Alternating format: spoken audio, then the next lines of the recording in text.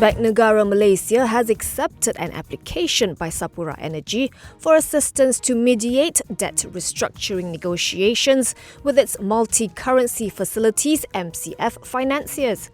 Sapura said the Corporate Debt Restructuring Committee, a committee under the purview of Bank Negara, has given it 60 days from September 1st to submit a proposal for debt restructuring. During this period, the lenders are expected to observe an informal standstill and withhold from any proceedings. Sapura said this restructuring involves a senior multi-currency term facilities agreement dated March 29th last year, as well as a multi-currency sukuk program of up to 10 billion ringgit in nominal value dated August 20th, 2015, with Maybank Investment Bank as lead arranger and facility agent.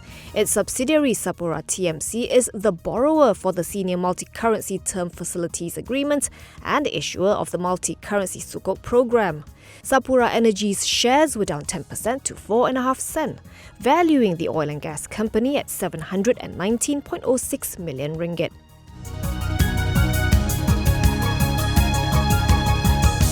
Dewan Rakyat Speaker Tan Sri Azhar Azizan Harun has confirmed that convicted former Prime Minister Datuk Seri Najib Razak has applied for a royal pardon and remains a member of Parliament pending a decision by the King. Azhar said Najib filed the petition for a royal pardon last Friday, within 14 days of the Federal Court's decision. This means Najib remains the MP for Pekan, and his status will only be determined once the petition is finalised. Najib is currently serving a 12-year prison sentence for misappropriating 42 million ringgit from SRC International. Under the law, any MP will be disqualified from their post if he or she is convicted and sentenced to more than 1 year of prison or receives a fine of not less than 2,000 ringgit unless they are granted a pardon by the King. In a separate development, the jailed former Premier will be allowed to physically attend the hearing of former Attorney General Tan Sri Tommy Thomas and the Malaysian government's application to strike out his 1.9 million ringgit suit against them this coming Friday. This is after the Kuala Lumpur High Court allowed today the application by Najib's lawyers for him to be brought out from Kajang Prison to attend the hearing. This was confirmed by Najib's counsel Yudhisthira Dharmadorai.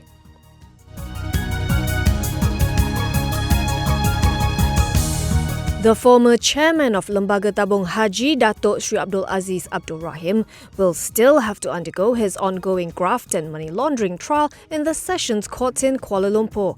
This is after a 3-member Court of Appeal bench allowed his application to strike out only 4 out of 10 money laundering charges, leaving him to face the remaining 6 counts of money laundering and 3 counts of graft.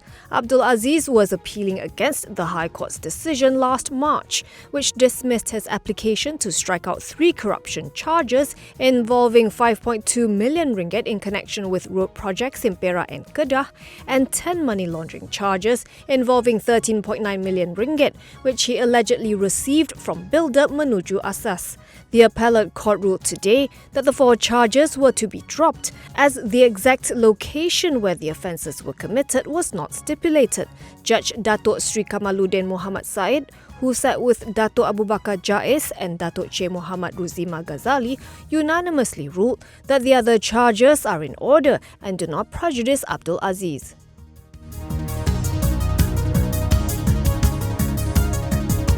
Majuperak Holdings Group CEO cum Executive Director Nizran Nordin was told to go on garden leave starting last Friday, about 2 months ahead of the expiry of his service contract on October 31st. During Nizran's absence, CFO Syed Agil Syed Hashim, who was only appointed last Monday, is now the acting group CEO to assume the day-to-day management. Majuperak, which is mainly involved in property development, is 51% owned by Perak State Development Corp (PKNP). Nizran was appointed as Majuperak's Group CEO on November 1st, 2019 and was appointed to the board as Executive Director on June 10th, 2020. Majuperak's 2021 annual report shows that Nizran was once a private secretary to the Perak Chief Minister, Executive Director of EpiWeb, Assistant Manager of Corporate Finance at M Investment Bank and Internal Audit Executive with Parkmay. As for Syed Agil, he joined PKNP as Deputy Chief Executive in 2021 before joining Majuperak as General Manager of Corporate Finance on July 1st this year, about 2 months ahead of his appointment as CFO. Majuperak said Syed Agil has over 20 years of experience in senior management, corporate, finance, funding, business planning and auditing in the accounting and corporate services profession.